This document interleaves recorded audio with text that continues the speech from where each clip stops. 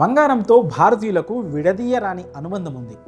అత్యంత ఖరీదైన లోహంగా మాత్రమే కాక లక్ష్మీదేవి స్వరూపంగా బంగారాన్ని భావిస్తారు. పసిడి ఎంత ఎక్కువ ఉంటే అంత ధనవంతులన్నట్లుగా చూస్తారు. ఇంట్లో ఆడపిల్ల పుడితే ఆమె చిన్నతనం నుంచే బంగారం కొనుగోలు మొదలు పెడతారు. వివాహ సమయానికి భారీ ఎత్తున పుత్తడి కొనుగోలు చేస్తారు.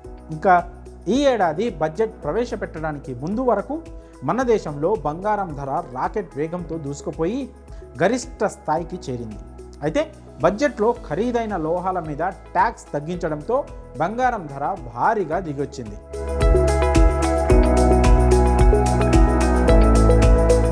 పది గ్రాముల మీద ఏకంగా 7,000 రూపాయల వరకు తగ్గింది. ధర తగ్గడంతో దేశీయ బులియన్ మార్కెట్లో పసిడి కొనుగోళ్లు ఊపందుకున్నాయి. పైగా శ్రావణ మాసం రావడంతో భారీ ఎత్తున కొనుగోళ్లు జరుగుతున్నాయి. ఇదే సమయంలో తగ్గిన రేటు అలానే ఉందా అంటే లేదు. గత కొన్ని రోజులుగా బంగారం ధర పెరుగుతూనే ఉంది. ఇప్పుడు దేశీయ బులియన్ మార్కెట్లో 24 క్యారెట్ల గోల్డ్ 10 గ్రాములకు 73,000 రూపాయలు దాటి పరుగులు పెడుతోంది.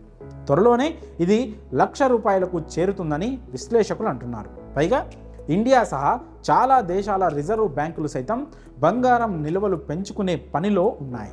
అలానే ప్రస్తుతం దేశీయ బులియన్ మార్కెట్లో 24 క్యారెట్ల మేలిమి బంగారం 10 గ్రాముల రేటు 73,000 ఉంది. అలానే 22 క్యారెట్ల గోల్డ్ రేటు 68,000 రూపాయల వరకు ఉంది. ఇంత ఖరీదు పెట్టి బంగారం కొనడం పేదలు, దిగువ మధ్యతరగతి వారికి చాలా కష్టం. అందుకే వారి కోసం కేంద్ర ప్రభుత్వం సరికొత్త ఆలోచన చేస్తోందట. పేదలు కూడా గోల్డ్ కొనుగోలు చేసేలా ప్రభుత్వం చర్యలు తీసుకుంటోంది.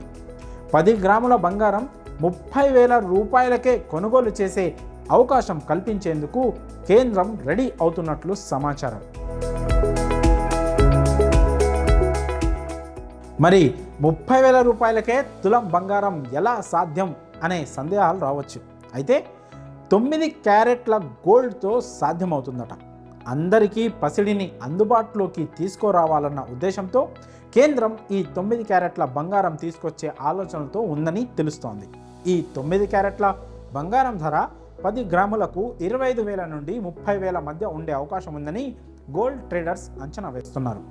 బంగారం ఎంత ప్యూరిటీ ఉంది అనేందుకు హాల్మార్క్, BSI ముద్రలు బంగారంపై ముద్రిస్తుంటారు. ఇప్పుడు 9 క్యారెట్ల బంగారానికి నాణ్యత ధృవీకరణను కూడా ఉపయోగించే అవకాశం ఉంది. కేంద్రం తీసుకొచ్చే ఈ 9 క్యారెట్ల బంగారం దిగువ మధ్యతరగతి ప్రజలకు ఎంతో మేలు చేస్తోందన్న అభిప్రాయాలు వ్యక్తమవుతున్నాయి. ఇదే సమయంలో మేలిమి బంగారానికి ఉండే డిమాండ్ అలాగే ఉంటుంది.